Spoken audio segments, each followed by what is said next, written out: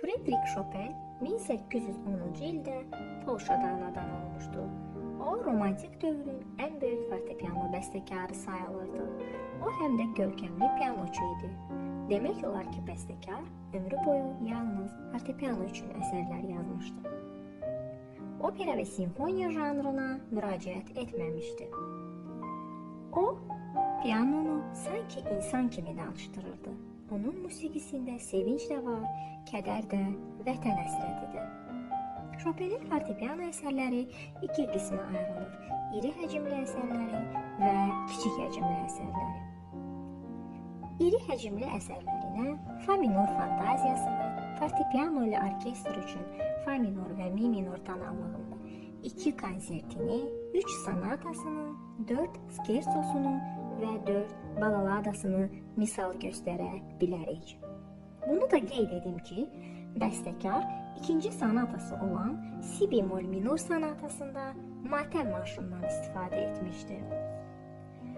Kiçik həcmli əsərlərinə isə bunları misal göstərə bilərik.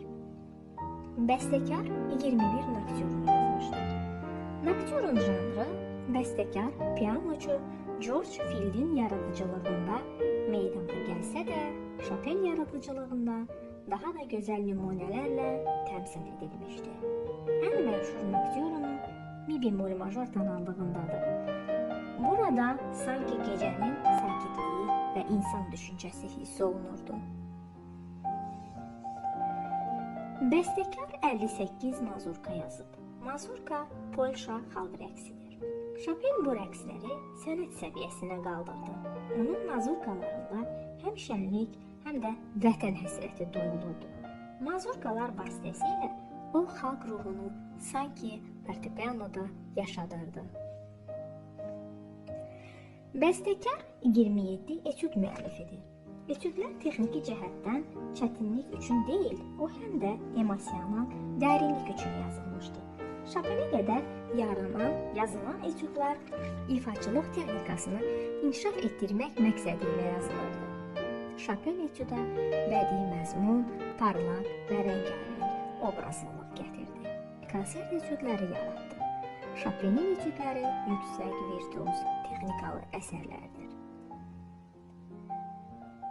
Chopin instrumental balalada janrının yaradıcısıdır. O 4 balalada yazmışdı. Hər birində bir hekayə kimidir. Dramatik, poetik və emosional. Ən məşhur sol minor balaladası hesab olunur. Chopin 24 prelüd müəllifidir. Bu sahədə bəstəkarın novatorluluğunun şahidi ola bilərik. Bir zamanlar prelüd hansısa əsərə müqəddimə idi. Chopin isə prelüdü müstəqil, romantik fortepiano miniatürünə çevirdi. Bütün tonallıqları əhatə edən 24 prelüddən ibarət silsilə yaratdı. Ən məşhur re bemol major tonallığında olan prelüdüdür.